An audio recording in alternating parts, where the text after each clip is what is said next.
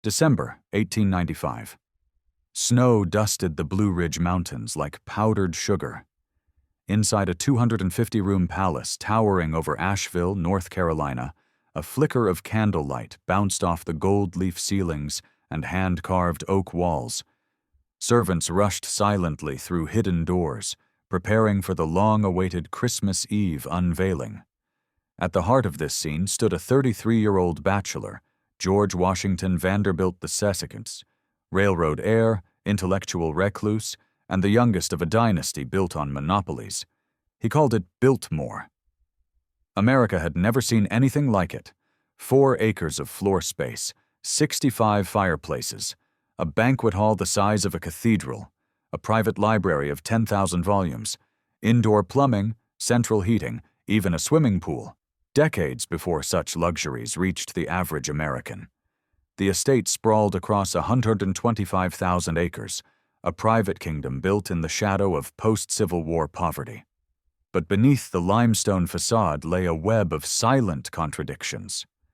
Biltmore was a monument to solitude, constructed at the height of America's social inequality. Built by thousands of anonymous workers, many black, many immigrant, few remembered.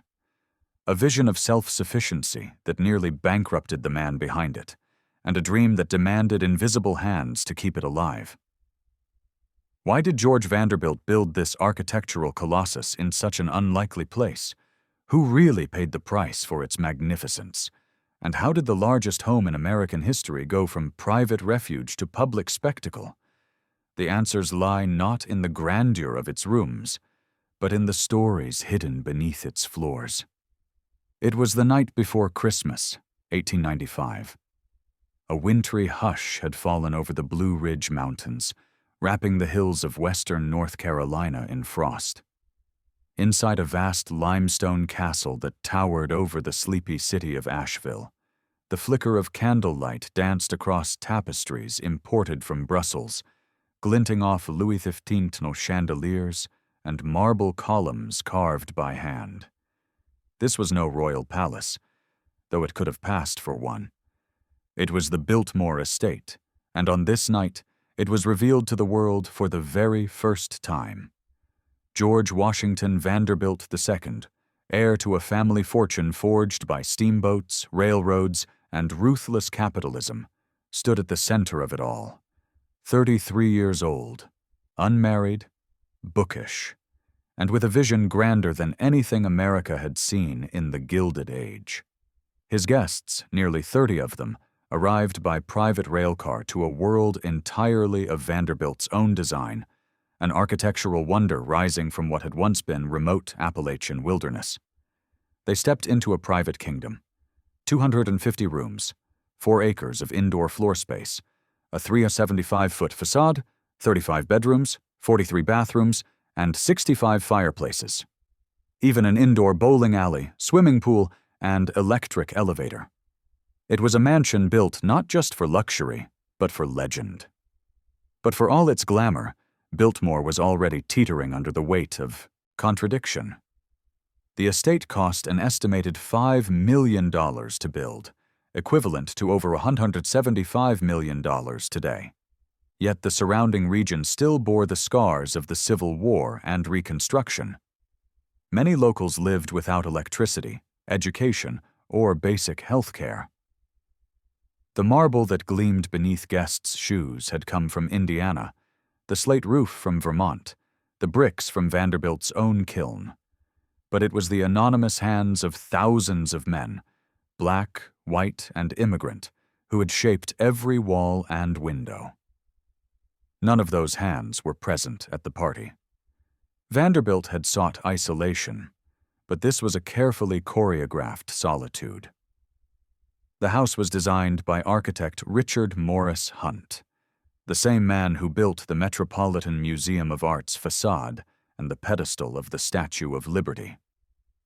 Hunt's design combined French Renaissance chateau with American ingenuity, resulting in a facade that resembled the Loire Valley's great castles, Chenonceau, Chambord, but with hidden modern veins pulsing beneath the stone skin. The electrical system, designed with the help of Thomas Edison's early schematics, hummed in the walls. The central heating used enormous basement boilers. Air circulated through hidden shafts and mechanical systems powered by coal-burning engines. The house was not simply large, it was a living machine.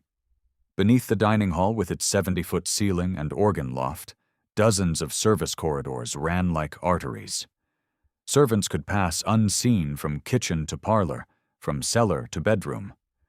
A separate service staircase allowed housemaids and footmen to move silently, never breaking the illusion of spontaneous luxury.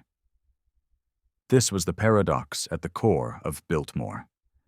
A home built for introspection, but powered by a deeply stratified human system, one designed to stay hidden. From its first night, Biltmore raised eyebrows. Newspapers gushed over Vanderbilt's generosity. The New York Times described the house as unlike anything the South has ever seen. But others were more skeptical. Was this the vision of a patron of the arts, or the ego project of a lonely heir with too much money? Vanderbilt claimed his purpose was to build a working estate, not just a house. A place that would combine architecture, agriculture, and forestry into one self-sustaining vision. He purchased 125,000 acres, nearly 195 square miles, making Biltmore larger than the entire city of Philadelphia at the time. He hired Frederick Law Olmsted, designer of Central Park, to shape the grounds. Olmsted would later call it his most challenging and rewarding project. But whispers persisted. Why here? Why now? And how long could something this grand possibly last? That first Christmas Eve, the guest list included close friends, cousins, and perhaps a few eligible bachelorettes. They dined in the banquet hall, whose 40-foot-long dining table was lit by a triple-tiered chandelier and warmed by a 7-foot fireplace. Musicians played in the gallery above. Fresh-cut garlands draped from wrought-iron balconies. In the corner stood a 35-foot-tall Christmas tree, crowned with hand-blown glass ornaments imported from Germany. And yet, despite the finery, despite the celebrations, letters from that period hint at a strange sense of emptiness. One guest reportedly remarked that the house felt too big for joy. George's own writings reveal a man proud of his creation, but increasingly isolated. Even the very shape of the house seemed to reflect this. The exterior turrets and gables were inspired by medieval fortresses, structures designed to defend and deter. Behind the windows, velvet drapes and shadowed hallways gave a sense of solemn stillness rather than liveliness. It was a home made to be admired, not inhabited. What few guests saw, or chose to acknowledge, were the invisible mechanisms that kept the illusion running.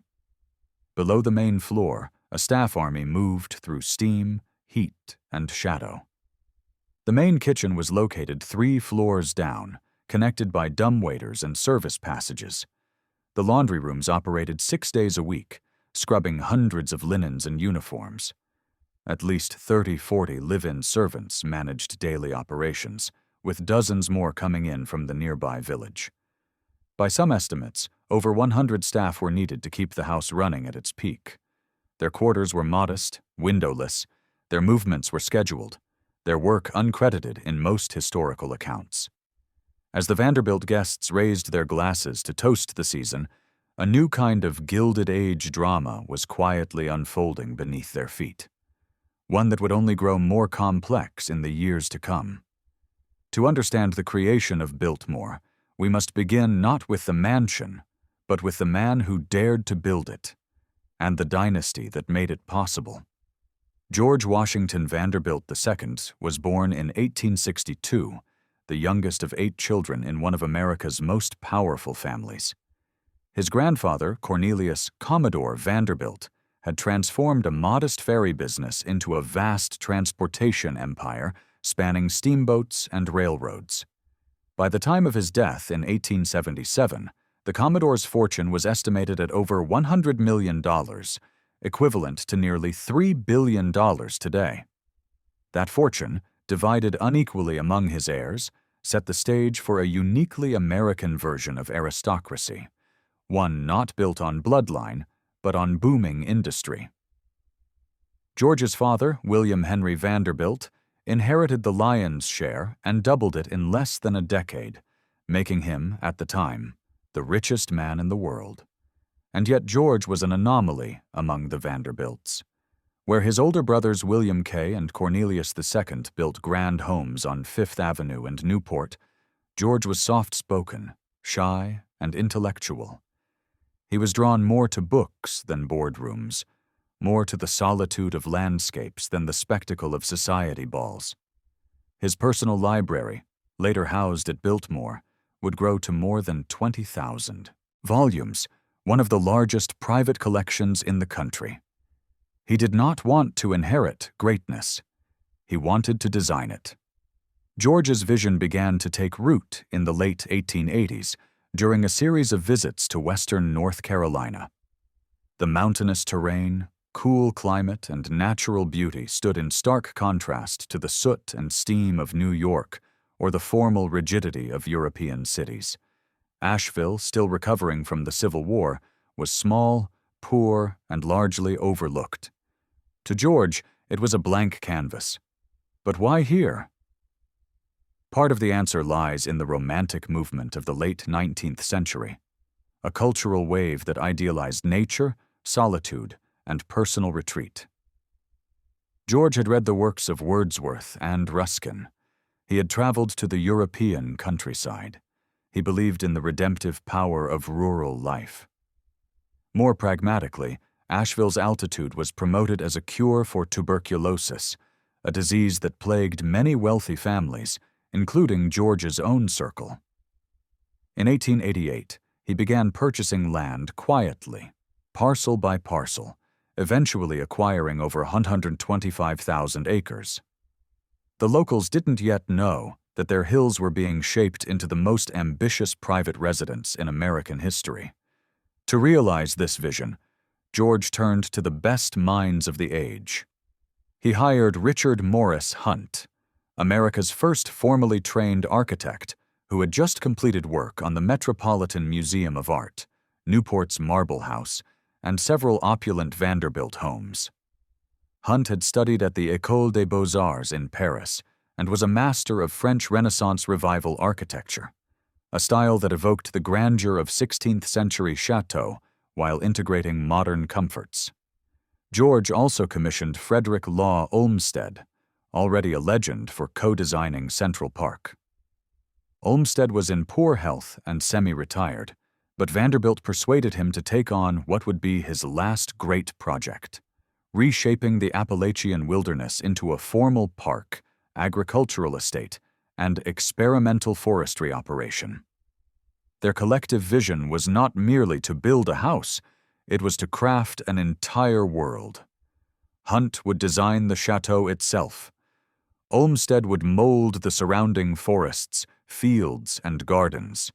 Vanderbilt would fund and guide the entire operation, blending science, art, and wealth into a unified whole. This was not a mansion built to compete with Newport's social circuit or Fifth Avenue's palaces. It was built for something more elusive: permanence. By the early 1890s, construction had begun on what Hunt called an American chateau. The design was modeled after the great French estates of the Loire Valley, but included American innovations such as steel framing, electric wiring, and central heating, technology still rare in residential homes at the time. George poured his inheritance into the project. His family watched with skepticism.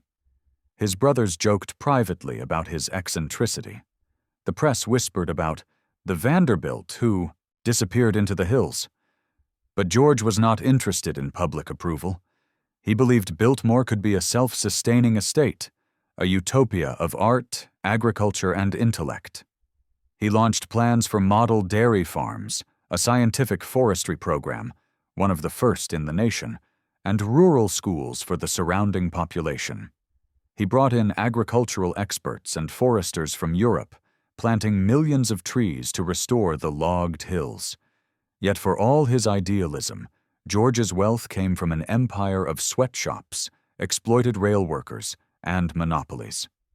The estate may have represented a rejection of industrial ugliness, but it was still financed by it. That paradox would remain central to Biltmore's story. George envisioned himself as a modern-day Jeffersonian landlord, educated and benevolent. But while Jefferson's Monticello relied on enslaved labor, Biltmore was powered by waged but unequal workers, many of them black laborers, Irish and Italian immigrants, and local mountain families with few options. The ideal of Arcadia clashed with the social reality. Vanderbilt built a world set apart, physically, economically, and symbolically, from the people living just beyond its gates. As the foundations of Biltmore rose from the earth, so too did tensions. How would such an enormous estate survive economically? What would happen when George's personal fortune began to dwindle?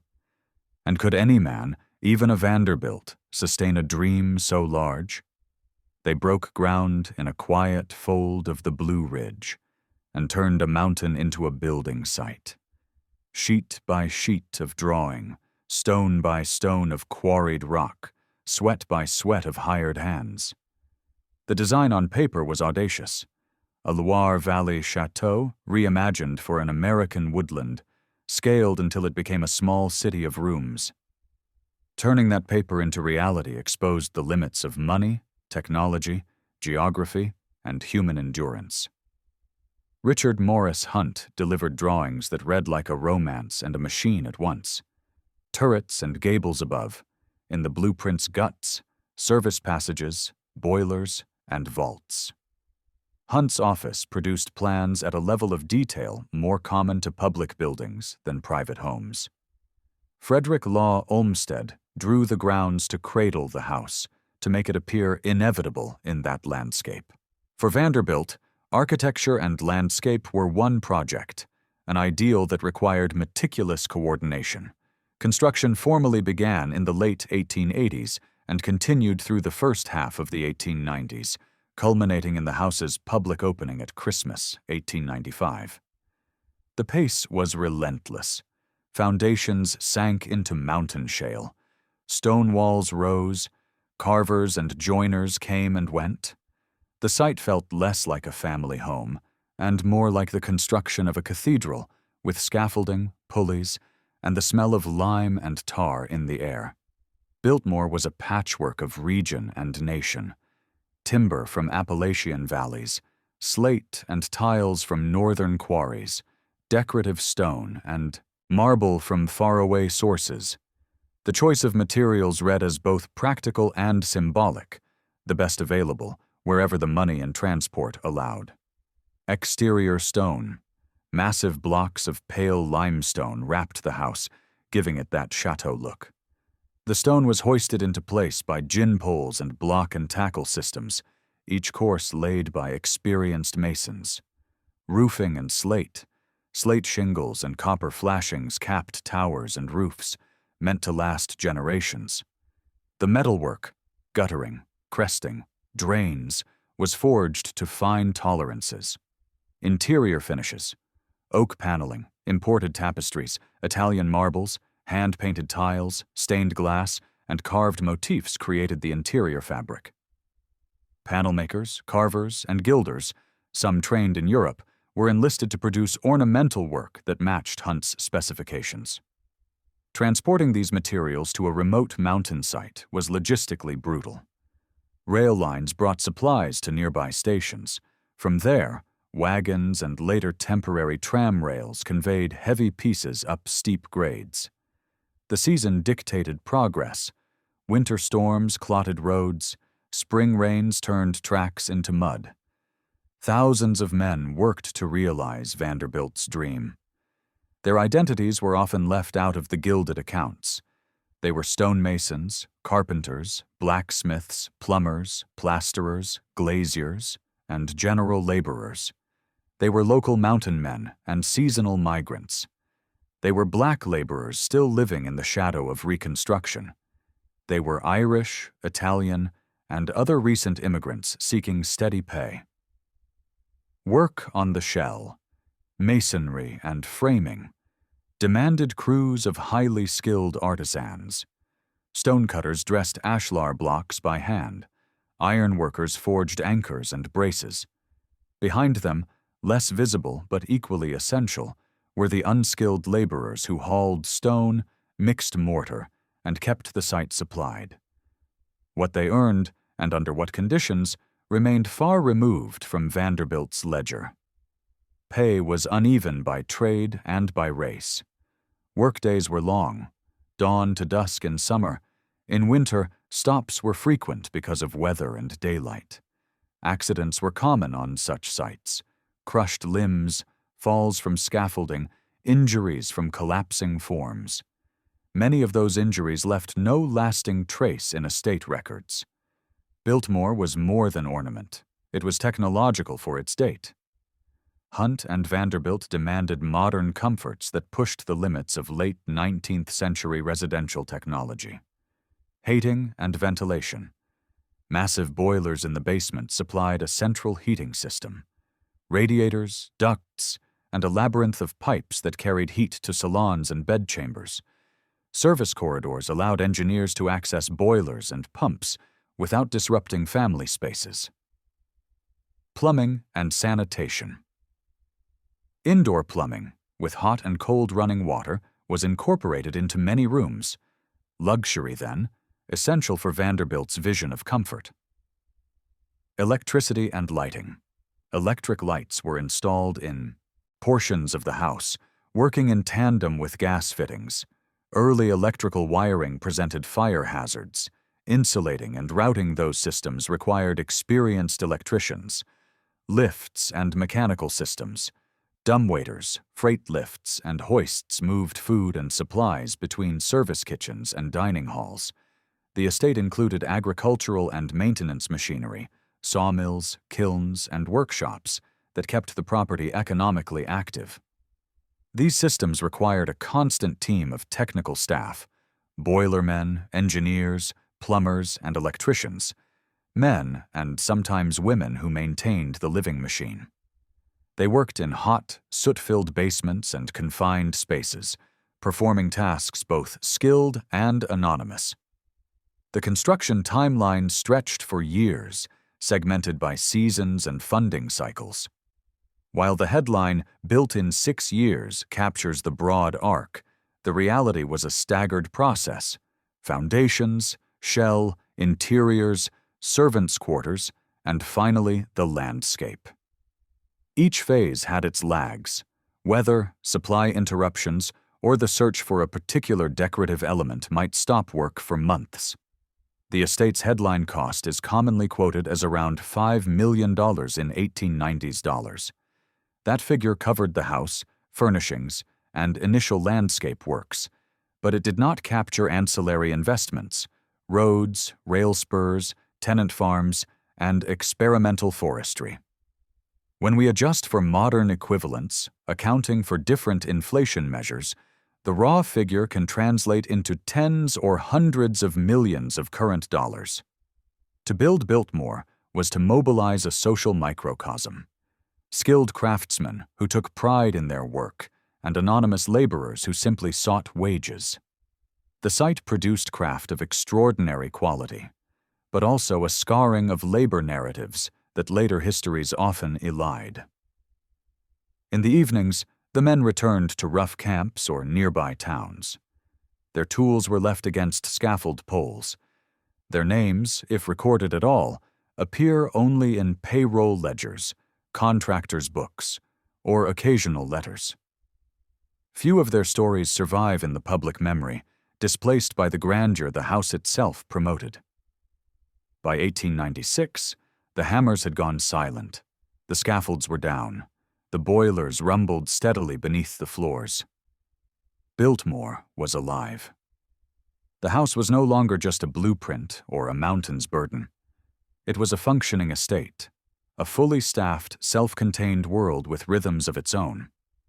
For a brief and shining time, this improbable dream became a living reality. This was Biltmore's golden period, not defined by public events or roaring parties, but by a quiet, cultivated grandeur, a house filled with purpose, a life curated as if in permanent exhibition. Unlike the lavishly social Newport cottages of his older siblings, George Vanderbilt's home was never intended as a hub for grand society galas. Biltmore was a retreat, an intellectual sanctuary, a nature preserve, a stage for solitude. George resided here for part of each year, joined by his mother Maria Louisa Kissam Vanderbilt and, in later years, his wife Edith Stuyvesant Dresser, whom he married in 1898. The couple's daughter, Cornelia, was born at Biltmore in 1900, the only Vanderbilt child born in the house. The nursery, tucked behind ornate doors and velvet curtains, marked one of the few signs of domestic warmth in what many guests still described as too grand to feel personal. Visitors were carefully selected. Friends, artists, authors, and naturalists came to stay for weeks at a time, hosted in lavish guest rooms with private baths, an extraordinary luxury for the time. They dined in the banquet hall, which echoed with chamber music and conversation beneath the watchful gaze of ancestral portraits and a 7-story-high pipe organ. One notable guest, Henry James, reportedly found the house bewitching, though perhaps more fitting for royalty than for mere mortals. Running Biltmore required more than vision. It demanded a meticulously coordinated staff hierarchy, not unlike a royal court. Head housekeeper oversaw the female servants, housemaids, and laundry operations. Butler and footman managed the flow of meals, guests, and formal service. Cooks and kitchen staff prepared elaborate meals using ingredients sourced from the estate's farms and dairies. Launderers and ironers cleaned and pressed the thousands of linens used each month. Boilermen and electricians maintained the heating and lighting systems hidden deep in the house's belly. At its peak, the estate employed over 40 full-time indoor staff and hundreds of outdoor workers, from groundskeepers to woodcutters to stable hands. The staff lived in separate quarters, some on-site, others in a nearby servants' village constructed for their accommodation. Their daily labor was invisible by design. Dumbwaiters transported meals without intrusion. Underground passageways let staff move through the house unseen. Every effort was made to ensure the illusion of effortless elegance for the family and guests upstairs. Beneath the luxurious floors ran the veins of the estate's true power. The basement level was a city unto itself. Boiler rooms, wine cellars, servant dining areas, pantries, laundry facilities, and mechanical control rooms.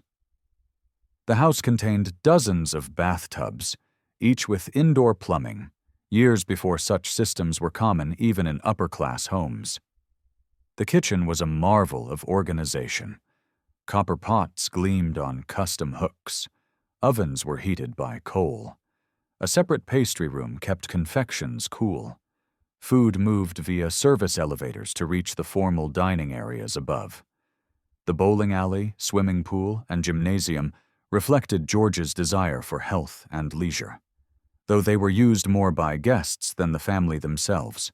Above ground, the glass-roofed winter garden served as a central indoor courtyard, a rare architectural indulgence that merged the estate's nature worship with controlled luxury. The cost of simply maintaining Biltmore during its early years was staggering. Contemporary records estimate that annual operating expenses ranged from $250,000 to $300,000 in the 1890s, equivalent to $11 million per year today. These figures included staff wages, utilities, coal, electricity, plumbing maintenance, landscape upkeep across tens of thousands of acres, carriage, stable, and livestock maintenance, imported goods, furnishings, and rare materials, constant repairs due to mountain weather. Despite his family fortune, George was spending faster than he was replenishing. Unlike his brothers, he did not aggressively manage business holdings. Instead, he relied largely on inherited wealth and limited real estate investments. Biltmore was beautiful, but it was financially unsustainable without constant capital injections. Still, Biltmore was not just opulent, it was visionary. George established the Biltmore School of Forestry in 1898, the first of its kind in the United States, led by German-trained forester Gifford Pinchot and later Dr. Carl A. Schenk. The estate became a laboratory for conservation, land management, and sustainable agriculture. George also cultivated a network of artists, thinkers, and scientists, bringing progressive ideals into the quiet corners of the estate. He financed rural education initiatives, experimented with livestock breeding, and maintained scientific journals related to forestry and farming. These contributions, though lesser known, marked Biltmore as a center of quiet innovation. As the 20th century approached, Biltmore stood at the apex of its purpose. A living dream, meticulously maintained, intellectually engaged, and entirely apart from the world around it. But the Gilded Age was beginning to tarnish. Economic changes, shifting social norms, and the looming pressures of modern taxation were already cracking the marble illusion. Vanderbilt's fortune, once vast, was thinning under the weight of his vision. He could not keep pace with the cost of a house this size, especially not in a region this remote. And then came the unexpected: a sudden death, a family left behind, and a house too large for grief to inhabit comfortably. In the next chapter, we examine the human cost of Vanderbilt's dream, from the workers who built it to the family who inherited its burdens. The gilded myth begins to fracture, and a darker reality takes hold. Biltmore was designed to inspire awe. But behind every carved banister, every glittering chandelier, and every manicured path, there were hands that bled and backs that bent, often forgotten in the grand narrative. This chapter pulls back the velvet curtain and descends into the invisible world of labor. The bricklayers who built the walls, the maids who polished the silver, the kitchen boys who rose before dawn, and the gardeners who shaped a wilderness into Versailles. Their stories, rarely recorded, often erased, are the silent foundation upon which Biltmore was built. Construction of the estate required a staggering number of workers. At its peak, over 1,000 men were employed on site, a massive force for a private project in the late 19th century. Many were Irish, Italian, and German immigrants, recruited for their stonework or carpentry skills. Others were black laborers from the surrounding South, descendants of the enslaved and often limited to the most physically punishing roles. Most lived in temporary encampments or simple boarding houses nearby. The work was dangerous. Mortar burns, crushed limbs, falls from scaffolds. There were no unions, no formal safety inspections, no long-term compensation. Wages ranged from $1 to $2.50 per day, depending on skill level. Common laborers earned the least, barely enough to survive, let alone support a family. Foremen and skilled masons could command more, but worked under constant pressure to meet deadlines. Few, if any, of these builders were ever invited to the housewarming party on Christmas Eve, 1895. Their names were not carved into the stone they laid. If the construction labor was vast, the invisible labor after the house opened was even more intricate. Biltmore operated like a Gilded Age cruise ship, a floating world of elegance requiring constant, invisible motion below deck. At its peak, the mansion required 30-40 indoor servants, 60-80 farm and grounds workers. Dozens of contractors and local hires for seasonal or specialized work. Maids rose before dawn to start fires in the fireplaces. Footmen waited at attention during multi-course dinners. Gardeners hand-trimmed topiaries and weeded miles of path. Stable workers rose in the freezing dark to feed and exercise horses. Most workers never entered the house's grand halls, except to clean them. They dined in the basement servant quarters, slept in small rooms with minimal privacy, and operated under a strict hierarchy. Male staff generally held higher positions: butler, valet, groundskeeper, gamekeeper. Female staff, housemaids, scullery maids, laundry workers, were paid less and worked longer hours. Black workers and poor mountain locals were usually given the most grueling and least prestigious jobs. Living and working conditions were harsh by today's standards, though considered typical for elite homes of the period. There was little upward mobility and zero job security. Strict codes governed behavior. Servants were expected to be nearly invisible, to pass unseen in service corridors, to avoid eye contact with guests, and to speak only when spoken to. A single mistake, dropping a dish, entering the wrong room, could lead to dismissal. Yet loyalty sometimes grew in quiet corners. George Vanderbilt was known as a distant but fair employer, more bookish than imperious. Some longtime staff expressed fondness for the family, even admiration for their cultural and environmental efforts. But the overall system remained one of rigid class division, reflecting the broader social structure of the Gilded Age. An estate that promised utopia for one man demanded servitude from hundreds. Biltmore's impact rippled far beyond its walls. The estate drew skilled laborers, artisans, and farmers from miles around, injecting jobs into a poor post-Reconstruction economy. But it also created a class divide that reshaped Asheville. The Vanderbilts and their guests lived in a world of imported silver and organ concerts, while much of the surrounding population survived on subsistence farming and informal trade. Local African American and Appalachian families supplied food, did laundry, hauled coal, or worked as porters. Their livelihoods became tied to a structure they would never truly enter. And when the estate reduced hiring or shifted to mechanization, entire families could lose income overnight. The estate also employed tenant farmers across its vast agricultural holdings, some of whom lived under exploitative contracts. Sharecropping and debt peonage were not unknown in the region during this period, especially for black families. The final and most personal cost came in 1914, when George Washington Vanderbilt II died suddenly of complications from an appendectomy at the age of 51. He had devoted decades of life, and much of his inheritance, to sustaining Biltmore. His death left Edith, now widowed with a young daughter, in a precarious financial position. The house, beautiful as it was, could not support itself. Operating costs continued to soar while George's liquid wealth dwindled.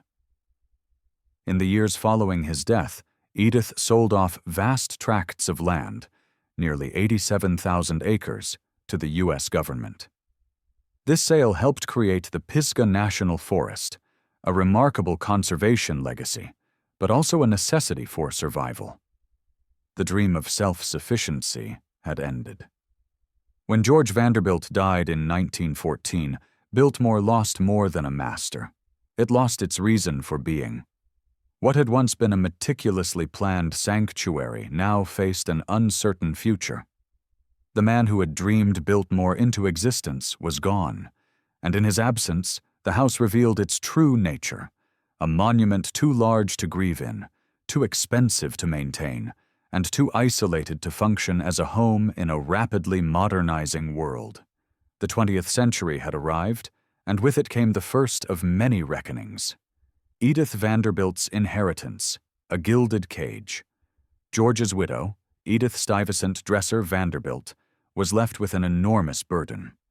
Though a capable and educated woman, she had never expected to shoulder the financial and operational responsibilities of Biltmore alone.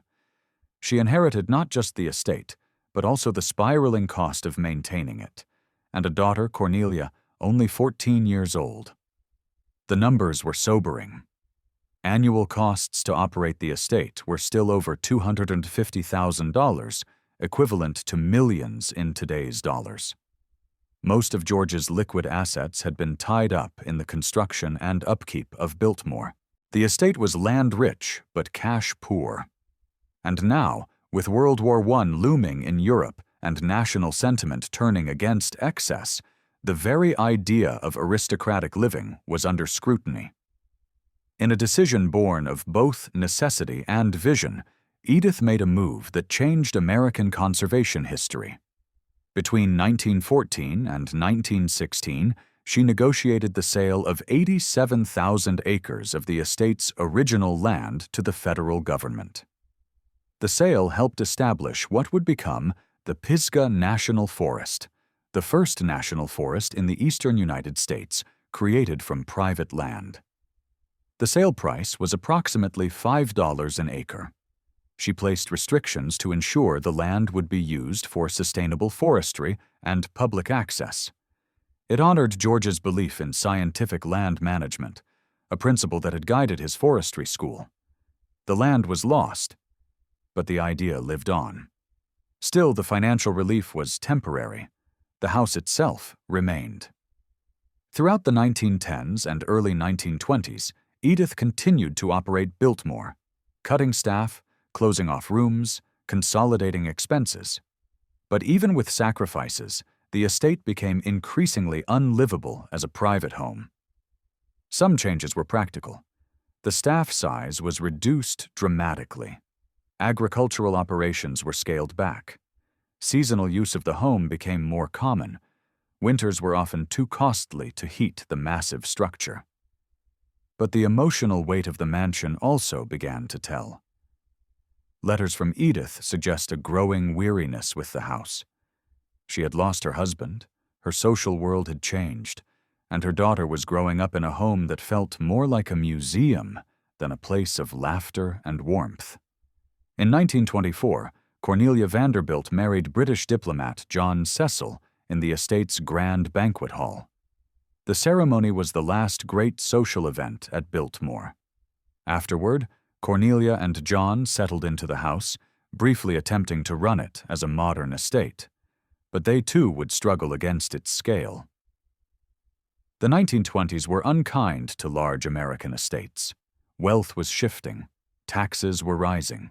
Public opinion had begun to turn sharply against the Gilded Age's symbols of excess. Labor unions were growing in strength. The Great War had reshaped global economics. For houses like Biltmore, built on the premise of infinite inheritance, modern economics were a death knell. In 1929, the Great Depression hit. Though the Vanderbilts were insulated more than most, the ripple effects were devastating. Investment income collapsed. Tourism, briefly floated as a possible revenue stream, dried up. Maintenance on the house was deferred, leading to early signs of decay. Entire wings of the house were closed and shuttered to reduce heating costs. Cornelia and John Cecil tried to reimagine the estate, not just as a home, but as a heritage site, a historical relic with potential commercial value. In 1930, Biltmore was opened to the public for the first time, not as a hotel or museum, but as a paid visitor attraction. One of the first private homes in America to do so. It was a radical decision. Admission was charged for guided tours. Select rooms were opened, only those most impressive or symbolically significant. Portions of the home remained private, where the family still lived. The hope was to generate enough income to offset some of the costs, but also to recast Biltmore in a new role. Not a monument to excess, but a monument to history. In this way, the house underwent its first transformation, not architecturally, but socially. It became a site of public nostalgia, even as the country moved further away from the ideals it once represented. Despite the attempt to keep Biltmore alive through tourism and public interest, Cornelia grew increasingly restless. She was not her father, neither an idealist nor a preservationist. In 1932, amid mounting tensions, she left the estate and never returned. She moved to Europe, later changing her name and renouncing her aristocratic past. For decades, she refused all contact with the house. Her sons, George Henry Vanderbilt Cecil and William Amherst Vanderbilt Cecil, were raised partly abroad. The burden of the estate would eventually fall to them. Cornelia's departure symbolized a generational break, not just from the estate, but from the Gilded Age values it embodied. Even those born into its grandeur no longer saw it as sustainable or even desirable. By the mid-20th century, the Gilded Age had long since passed, but Biltmore remained too vast to demolish, too sacred to abandon. The house that George Vanderbilt built, once a private haven, then a fading relic, was now something else entirely. Its identity was being rewritten, not by its original owners, but by their descendants and the demands of a modern world. In this chapter, we explore how Biltmore evolved from a burdened inheritance to a self-sustaining landmark, preserving the illusion of untouched grandeur while embracing the machinery of commerce. In the 1950s, Cornelia Vanderbilt's two sons, George Henry Vanderbilt Cecil and William Amherst Vanderbilt Cecil, came of age with a decision to make. Both had grown up between England and America, absorbing fragments of a legacy they hadn't chosen. And yet, by the 1960s, Biltmore needed a new purpose, or a new ending. The estate was still hemorrhaging money. Maintenance costs continued to rise, and only a trickle of tourists passed through its grand doors. Entire wings remained sealed. Roofs leaked. The walls of carved oak were dry and cracking in the mountain air. The brothers made a rare and radical choice. They split their inheritance. George Henry took control of the estate's once thriving dairy and agricultural operations. William Amherst chose the house itself, taking responsibility for Biltmore's preservation and future as a public enterprise. This split allowed each to focus on a domain they understood. George managed the working land. William began to professionalize and expand Biltmore's tourism and hospitality infrastructure. Their decision saved the estate. Under William A.V. Cecil's leadership in the 1970s and 1980s, Biltmore underwent its most significant transformation since its construction, not physically, but conceptually. No longer merely a noble relic, Biltmore became a historical brand. Major initiatives included expanded public access to previously closed rooms and halls, development of a professional visitor program, including guided tours, audio guides, and museum-quality exhibits, creation of on-site educational programming with rotating exhibits, historical reenactments, and seasonal events, a growing gift shop and cafe infrastructure, eventually turning into a full-fledged commercial operation. Marketing efforts leaned into the romance of the past, the grand staircase, the Christmas tree, the ghost of Edith in the garden. But behind the scenes, a sophisticated business model was taking shape. By the early 1990s, Biltmore had become one of the most successful privately owned tourist attractions in the United States. While many Gilded Age mansions were sold to universities, government agencies, or dismantled altogether, Biltmore remained privately owned. The Cecil family never relinquished control to the state or federal government, even amid increasing pressure to do so in the mid-century preservation boom. This independence gave them flexibility, but it also meant risk. Unlike the Hearst Castle in California or the Vanderbilt Museum in New York, Biltmore had to support itself entirely on visitor revenue, agricultural output, and brand licensing.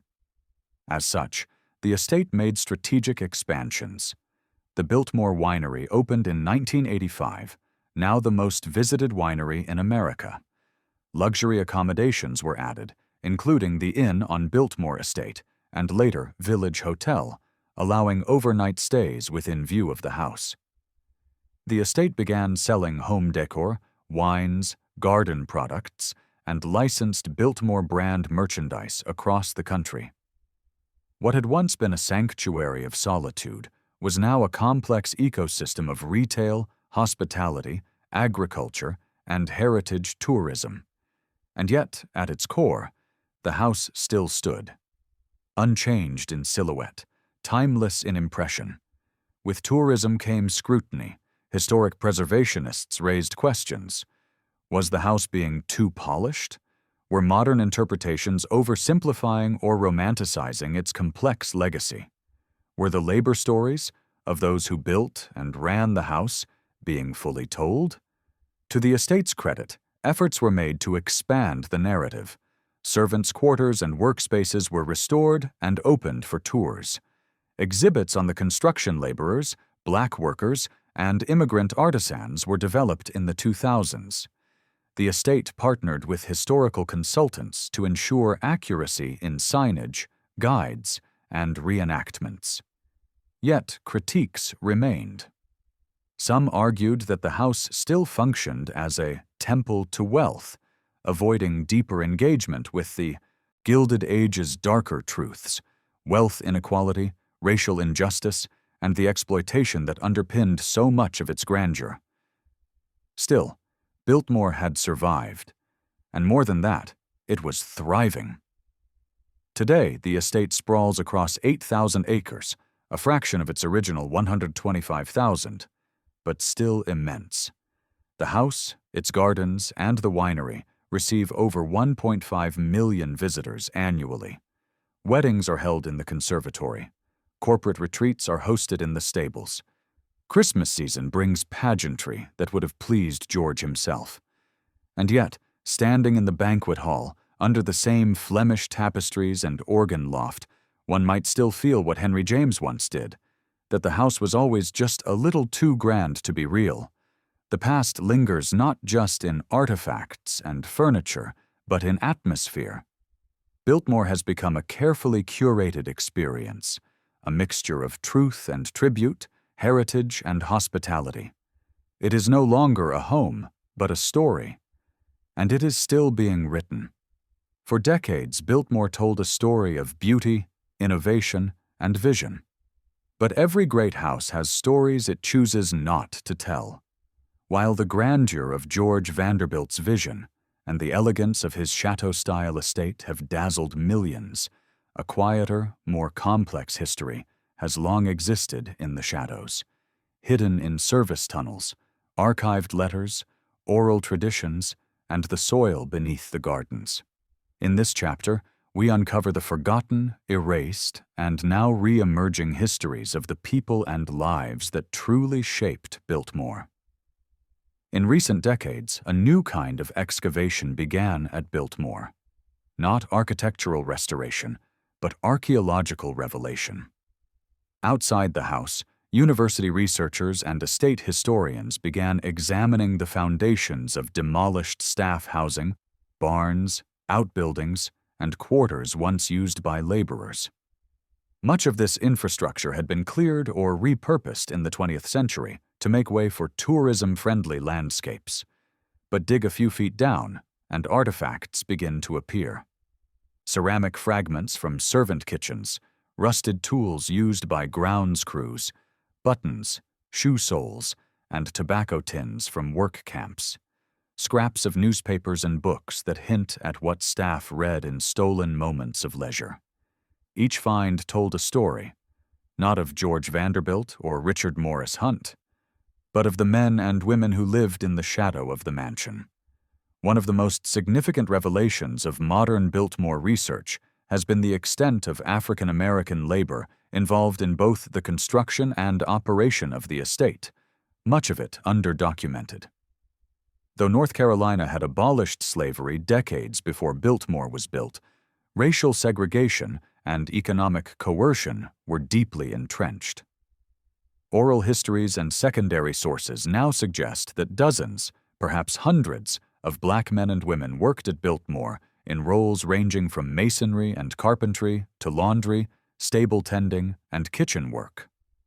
Estate records rarely mention race directly. But census data and surname matches reveal a pattern of hiring black workers into the most labor-intensive, lowest-paid roles.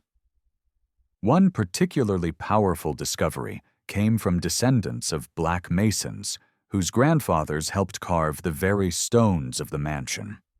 They never appeared in official photographs, but family stories, passed down through generations, placed them firmly at the construction site. Modern Biltmore curators have begun including these stories in exhibits and educational materials, an overdue step toward restoring historical accuracy and dignity. Alongside the black laborers were immigrant artisans and general laborers, Italian stonecutters, Irish masons, German carpenters, many of whom came to the U.S. with dreams of stability, only to find themselves working under punishing conditions. Language barriers, lack of protections, and exploitative hiring practices often left them vulnerable. Some records show contractors withholding pay or charging high boarding fees for worker housing, effectively erasing wages. Strikes were rare, but worker walkouts were not unheard of. Their contributions to Biltmore, ornate plasterwork, chimneys, staircases, ceiling beams, remain visible today, even as their names have been largely forgotten. Recent initiatives to digitize estate ledgers and payrolls may help recover more of their identities. Though Biltmore's narrative has often centered on men, George Vanderbilt, Hunt, Olmsted, the daily operation of the house depended heavily on women's labor, both visible and invisible. Maids, cooks, governesses, and nurses staffed every level of the household. Laundresses handled immense quantities of fabric under steamy, exhausting conditions. Gardeners' wives helped maintain estate greenhouses. Seamstresses mended the family's extensive wardrobes, often working by candlelight. Wages were lower for female staff, and records even rarer. Yet these women formed a parallel society within the estate, sharing rooms, raising children, navigating hierarchies. In recent years, letters from Edith Vanderbilt and Cornelia have surfaced that reference beloved staff members, forgotten by history, but remembered in family memory. Efforts to highlight these women's lives have resulted in servant corridor tours, new exhibit rooms, and even dramatic reenactments that bring their experiences to life. The original Biltmore Estate included several tenant farms and entire communities, small Appalachian settlements that existed before George began buying land. Some residents willingly sold.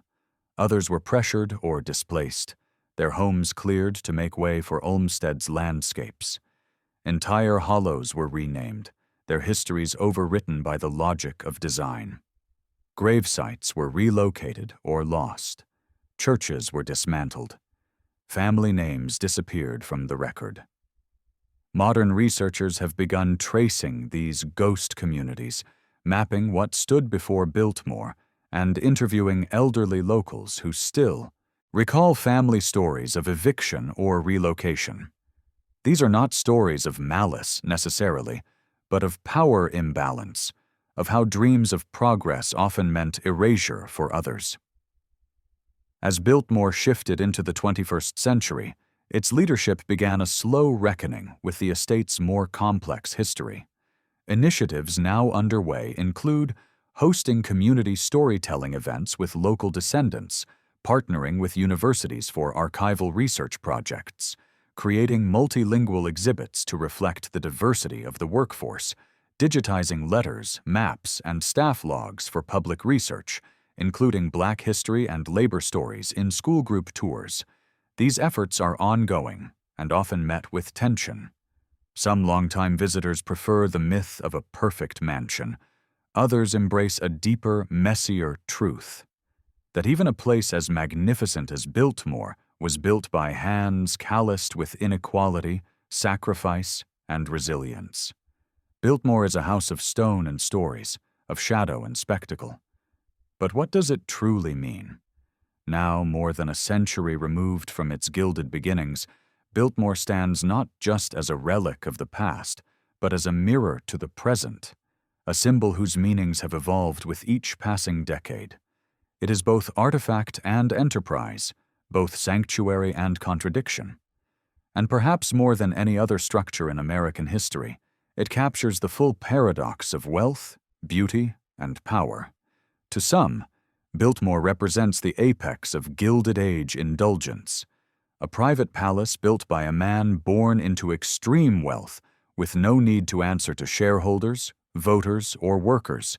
It is a monument to what money could buy when unshackled from regulation, taxation, or social responsibility. But to others, it stands as an expression of artistic idealism, the dream of a thoughtful man who turned his back on New York's social circus and sought something enduring, cultivated, and refined. George Vanderbilt read philosophy, funded schools, supported scientific agriculture, and preserved wilderness when most of America was cutting it down. Which interpretation is true? The answer is both. Biltmore reflects the complicated story of America itself, a country that admires grandeur but resents privilege, a society built on opportunity yet haunted by inequality, a place that simultaneously idolizes the mansion and ignores the maid staircase. Even today, Biltmore quietly reinforces social hierarchies. A general admission ticket grants access to the house, but not the back rooms. Specialty tours cost extra. Dining at the estate's restaurants can easily eclipse $100 per person. Luxury hotel guests experience a different estate entirely from day visitors. This layered access mirrors the estate's original logic, a world of beauty, carefully rationed by wealth. Yet the estate also employs hundreds of local workers, sustains regional businesses, and funds preservation programs across the Southeast. In recent years, it has also become more inclusive in its hiring, more conscious in its interpretation, and more honest in its storytelling. The contradiction endures. Biltmore is both an elite space and a populist attraction, both a brand and a burden. Thanks to popular media, Biltmore now lives in more than just North Carolina. It appears in films, TV dramas, documentaries, music videos, and social media campaigns.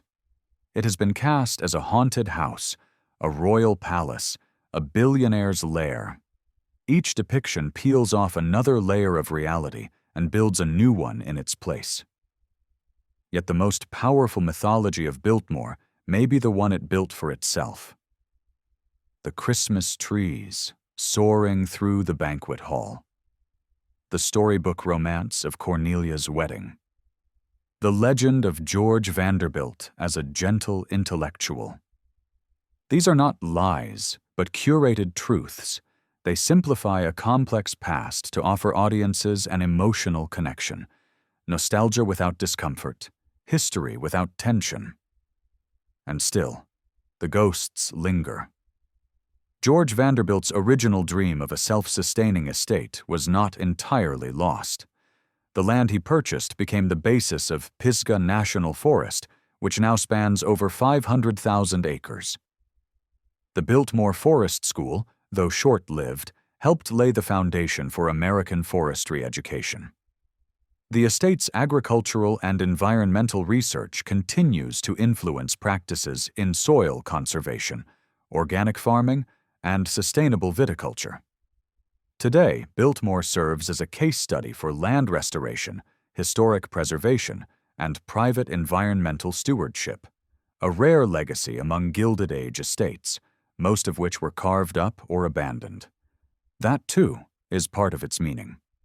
In an age when wealth inequality dominates headlines once again, Biltmore has re-entered the national conversation, not just as a tourist site, but as a metaphor. It reminds us that billionaires once built castles on mountaintops, that their wealth flowed from monopolies and railways, not innovation or invention, that their dreams, however noble, were made real by others whose names we've lost.